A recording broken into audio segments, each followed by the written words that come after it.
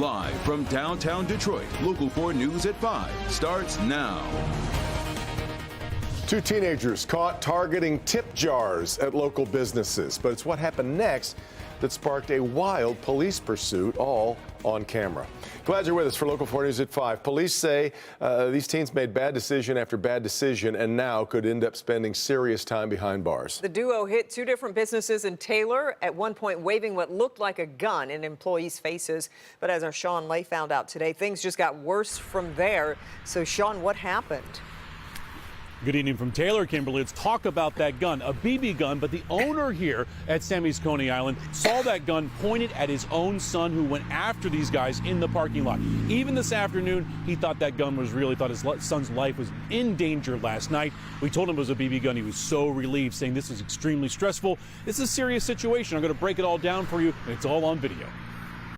Taylor Police in-car camera taking you on a pursuit just after 10 last night. Officers on high alert, having to use extreme caution. A person in the car is likely armed, pointing a handgun at a Coney Island employee moments before.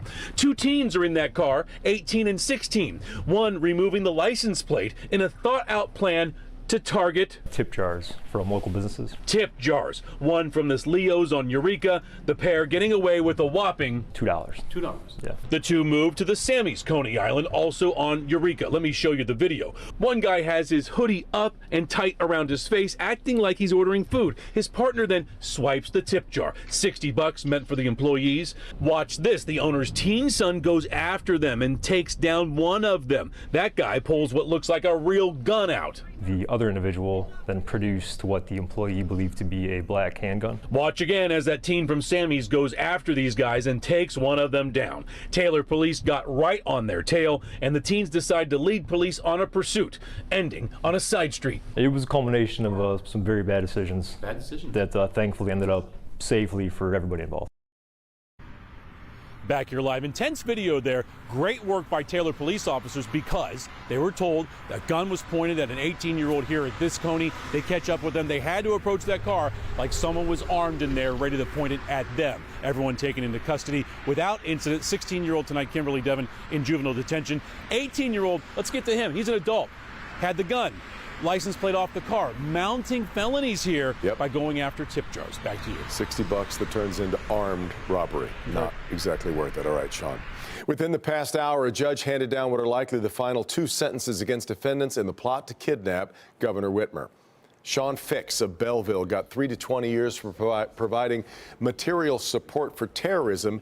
He admitted to helping the plot leader, Adam Fox, locate Governor Whitmer's vacation home up north. Brian Higgins of Wisconsin got 36 months of probation for attempting to provide material support. He previously admitted to going on a night ride past Whitmer's vacation home with a camera rigged to his pickup truck. A potential lengthy sentencing hearing for the confessed Oxford school shooter begins tomorrow.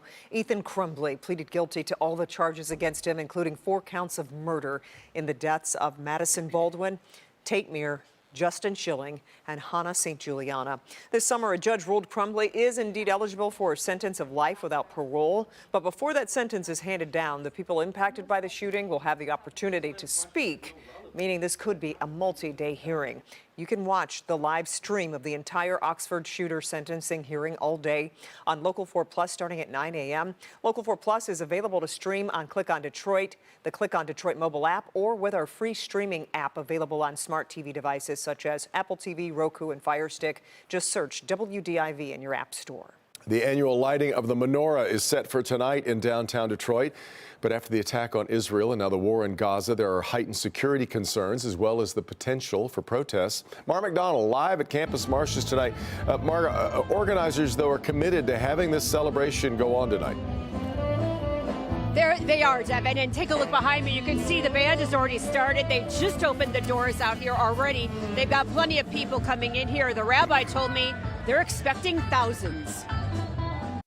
The Manura in the D celebration is set to take place as it does annually, with music, dancing dreidels, and a whole lot of light and love for families. But world events cast a long shadow. The theme of Hanukkah, that when we see darkness, and there is darkness in the world, there's sometimes darkness on a personal level, Hanukkah tells us to go and take a candle, find within your heart, in your reservoir of your soul, and you can light up the world. There is a substantial police presence here this evening, as there is for any major event, but DPD is deploying its high security event protocols, all of which means there will be police on the ground and in the air looking for signs of any problems. To be clear, there have been no threats made against the event, and like with the tree lighting, the security, while visible, is still made to make people have a seamless experience. So we'll have 3 different entry points to go into the event. We'll have 3 different evolved system. It does not require any kind of issue other than just walking through. So we're not slowing anything up. Back here live, so far so good. They are anticipating lighting the menorah at 6:05 tonight. We're live in Campus Martius. I'm Mara McDonald, Local 4. Okay, Mara, we'll check back in with you later. Well, tonight, police say the investigation into the mass shooting at the University of Nevada, Las Vegas is active and expanding. And we're learning more about the suspect in the killing spree and his ties to the university. Jay Gray has the latest from Vegas. It's been a full day since an explosion of gunfire echoed across the UNLV campus. We heard the clips of semi-automatic weapons just going for what felt like about 30 seconds. It was a very, very disturbing thing to hear. Students, faculty, and staff scrambling, barricading inside classrooms and in the student union. I honestly didn't think I was going to make it out of there alive. 3 people didn't walk out, victims of the massacre. The suspect in the attack, 67-year-old Anthony Polito, a former college professor who applied for a job at UNLV years ago but wasn't hired. Witnesses say he was armed with a pistol when he opened fire just before noon. Minutes later, Polito was killed during a shootout with campus police. Classes have been canceled through at least the end of the week, and the College of Business, where the shootings took place, and the area surrounding that building still locked down right now, the center of an ongoing investigation. Overnight, police also searched this apartment in Henderson, a suburb of Las Vegas, looking for anything that may help them understand how and why Polito may have carried out the killing spree. This is a place of education, relationships, friendships. College is supposed to be the best time of your life, not the end of it. Students turned survivors, stunned and struggling with the pain of overwhelming loss. Jay Gray, Local 4. Okay, Jay, and meanwhile, on the campus of Michigan State University, students have repainted the rock with a message of solidarity for UNLV. It now says, "How many more?" UNLV strong, surrounded by hearts. A neuroscientist is set to be named MSU's new president in just a few hours. Number of sources confirming Kevin Guskowitz is the Board of Trustees' choice to lead the university. He is currently a chancellor at the University of North Carolina, Chapel Hill. MSU officials not confirming anything, but he is the only name left on their list of finalists for the job. One of the other finalists withdrew.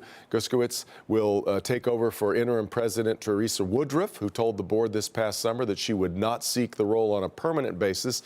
The Board of Trustees has scheduled a virtual meeting for tomorrow morning, 8 a.m., for what they are calling a personnel action. Big changes coming to the Stellantis Detroit Assembly Complex. The company is changing its operating pattern. That means the plant will temporarily move from 3 shifts to 2 shifts a day, and unfortunately that means some jobs are being cut. We don't know exactly yet how many people are going to be impacted, but the changes could begin as soon as February. MDOT says it is going to have a shutdown on a busy stretch of I-94 once again this weekend. The freeway will be closed in both directions between the Lodge and I-75 starting Friday night at 7 until Monday morning at 5. This is being done as part of the ongoing project to replace the Cass Avenue overpass above I-94. They'll be installing bridge foundations this weekend if the weather permits. The full project is scheduled to be completed by mid-2024. Well, we've had a bit of a warm-up today, but we ain't seen nothing yet. I know. It's going to get even warmer. Let's check in with Ron Hilliard. He's in for Kim Adams today. Hi, Ron. Hello to you, Kimberly and Devin. We're getting closer and closer to record highs as we get into the weekend. Right now, those clouds are building in, but a lot of us saw that sunshine today. Absolutely beautiful weather out there. 46 in Detroit, 45 for Howell and Pontiac and Monroe. We're coming in at 45 as well. Winds are relatively light right now with temperatures at 43 in Sandusky. But we will see those winds picking up as well as the temperatures going up. So here we have the cloud cover across southeast Michigan that's been building. And we have calm weather for much of the Midwest. So that means some pleasant weather lasting until tomorrow. But We're talking about near record warmth. We're talking about those winds that are going up to about 30 miles per hour with the gusts this weekend, and rain returning for Saturday. It is going to be a messy weekend, so let's enjoy our Friday. So if you want to get the latest, including tracking the rain showers this weekend, you can access the 4D Exact Track Radar with the Forewarn weather app. We'll have their full forecast for the weekend and beyond coming up. Okay, Ron, still ahead here at 5. Long overdue recognition for a local man who served his country, surviving some of the worst fighting of World War II. What he got today that he's been waiting decades for.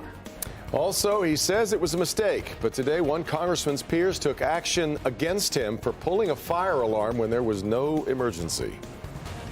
And that off-duty pilot accused of trying to crash a plane is allowed to go free, but there are conditions. We'll have that next.